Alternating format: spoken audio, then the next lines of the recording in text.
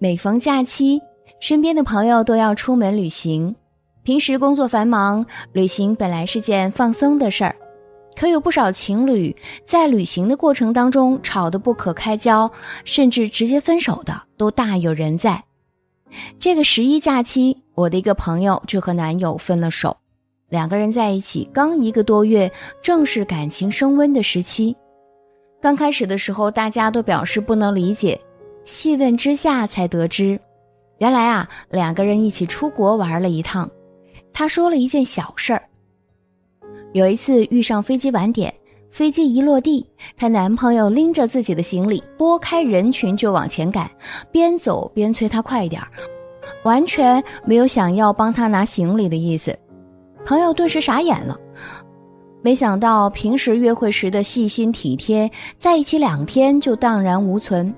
不仅如此，这一趟旅行下来，两个人吃不到一起，玩不到一起，各种别扭。她想在沙滩上吹吹海风，尽享时光，可她男朋友非拉着她玩惊险项目。最让朋友忍受不了的是，在公共场合抽烟被罚，还理直气壮地跟人家争辩，吃西餐嫌分量小，指责人家偷工减料，排队嫌人多，非要插个队。短短3、4天，好男人的形象就彻底崩塌，三观不合也提前曝光。照他的话说，人生就是一场旅行，三观不合真没法一起过。我想起《围城》里面有这样一段话，结婚以后的蜜月旅行是次序颠倒的，应该先一同旅行1个月，1个月舟车仆仆以后，双方还没有看破彼此厌恶，还没有吵嘴翻脸，还要维持原来的婚约，这种夫妇保证不会离婚。很多人认为考验双方是否在一起需要经历大风大浪，其实一场旅行才是两个人三观合不合的照妖镜。三观合适的人在一起有多舒服，三观不合就有多累。再讲我一个朋友的案例这女孩长相甜美，性格开朗，她男朋友阳光又帅气，两个人经济实力旗鼓相当，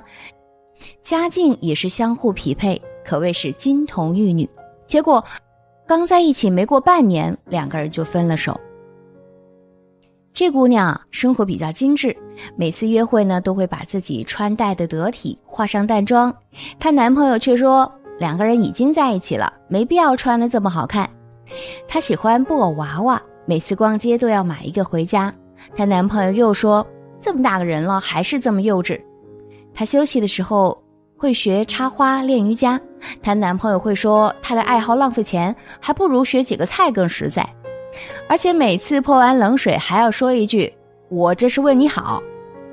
导致姑娘下决心和男朋友分手的导火索是，两个人11去旅行，酒店飞机票她订，旅游的路线她规划，问她男朋友的意见，她就说随你便。一下飞机，男朋友就开始抱怨，人多天太热，花钱买受罪，然后自己全程低头打游戏。姑娘导航景点的路线，找当地的美食，还有承包起换零钱买水等等各种琐事儿。有一种心累叫三观不合，你觉得合情合理的，他都惊讶无比，但凡你喜欢的，他都各种排斥，最终得不到赞同，得不到尊重，也换不来理解。这些年很多学员都问过我，什么是三观合适我想从这3个方面做出判断。首先呢是金钱观，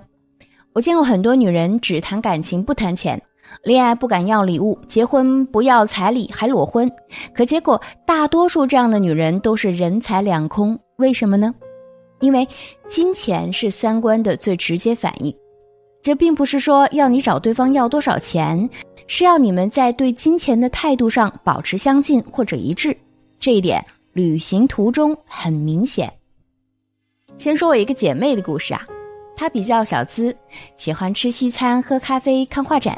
可她男朋友呢是个 IT 大宅男，宁愿放假在家打游戏，省钱又自在。两个人恋爱有3年，男朋友对她也不错，可她就是觉得生活差异有点大，于是她就趁着2个人都放年假，策划了一场旅行，想给这个感情增加和谐剂。没想到的是，这场旅行却让他们分道扬镳。他们去海南玩，姐妹预订的酒店是海景房，她男朋友一听就傻眼，觉得超预算了，不如去住快捷酒店更划算。姐妹说住宿费用她全担，可她男朋友一路都沉着脸。到了酒店收拾妥当，2个人一起去景点，姐妹要拦出租车，她男朋友说怕被宰客，非拉着她去坐地铁，而且她男友觉得景点吃喝都很贵，自己在超市买了一堆食物背着去，2个人各自背着沉沉的书包挤地铁，游玩的心情全都累跑了。一场旅行涉及衣食住行各个方面，这就是婚后生活的缩影。旅行的疲惫也还原了一个人的真实状态。旅行中不和睦，恰恰预见着彼此走进婚姻的不幸福。因此，柴米油盐的日子绕不开金钱的存在，它关乎婚姻的质量，也牵动着你的喜怒哀乐。比如各种节日、纪念日、彼此的生日，你觉得应该有鲜花、礼物、美食作为仪式感，他却觉得完全没必要，还不如在家做饭。出门逛街或者换季，你觉得女人买一些漂亮衣服和鞋子是理所应当的，在他眼里这就是败家党。你拿到年终奖准备出国旅游，他却说人多又疲惫，花钱给自己添堵。你觉得结婚女方找男方要彩礼钱是天经地义，他认为你家这是卖女求富贵。你认为在孩子的教育问题上不能省钱，要从小培养孩子的竞争力，但他认为钱造就不出人才，你这是过分溺爱。如果说2个人在金钱上的分歧太大，又彼此不相容，日子就会过得鸡飞狗跳。一段好的感情必须先谈钱，但不只限于谈钱。其次呢，就是兴趣爱好。很多人会觉得兴趣爱好是不值得一提的小事儿，更不应该成为一段感情的牵绊。可这些年，我身边的很多夫妻常年被玩不到一起困扰。她休息的时候喜欢运动或者搞点娱乐节目放松一下，而她老公呢，却喜欢宅在家中，要么打游戏，要么葛优躺。好不容易出去旅个游，她愿意多走几个国家，看看不同的风景，而她老公偏爱往深山老林里钻。现实中很多女人都羡慕三毛和荷西的爱情，都说这样浪漫的爱情是2颗有趣的灵魂并肩同行的结果。三毛在书中写道，荷西支持他去沙漠那节里这样描述道：等我给自己排好时间，预备去沙漠住1年时，除了我父亲鼓励我之外，另外只有一个朋友，他不笑话我，也不阻止我，更不拖累我。是的，是荷西。他默默收拾行李，先去沙漠的矿林公司找到了事儿，安定下来，好方便照顾三毛。三毛说，荷西知道她是一意孤行的倔强女子，所以荷西不会强迫她改变计划，只会默默陪伴着她做任何她想做的事儿。在撒哈拉沙漠的日子里很清苦，但他们一起动手，把家里装扮得很有情调，一起看日出日落，一起感受自然，一起驱车几百里的地方捡贝壳，会兴致勃勃地去100里的渔船捕鱼，再拿去热闹集市叫卖。三毛曾说，他想做的事情别人都觉得不可思议，只有荷西觉得理所当然。最后是生活习惯。我的一个学员，她和老公恋爱7年，其中4年是异地恋，可刚结婚1年半，2个人就分道扬镳了。周围人很不解，2个人的爱情扛过分别的苦，又经历了不少风雨，应该更加彼此珍惜才对。然而他们的感情恰恰断在3观严重不合。姑娘生活很自律，早睡早起，而她老公呢，却喜欢晚睡，每天都是碗筷一放就扭头回房间打游戏，躺在床上还要和兄弟语音微信，吵得她几乎夜夜不能安眠。每次提醒老公小点声音，她老公都说她事儿真多。她她喜欢把家里收拾得温馨整洁，而她老公呢，袜子衣服随便乱扔，不但无视她的劳动成果，还嫌弃地回上一句：我自己的家怎么随便怎么来。她特别注重个人生活习惯，早晚刷牙，每天都要洗澡，而她老公特别邋遢，3-5天不洗一次澡。她每次劝她老公勤洗澡，她老公都说她穷人犯矫情。她吃完饭会刷碗或者散散步，她老公觉得完全没必要，有时间不如看看电视剧或者玩王者荣耀。生活习惯不同，消耗感情，吃不到一起就是难熬。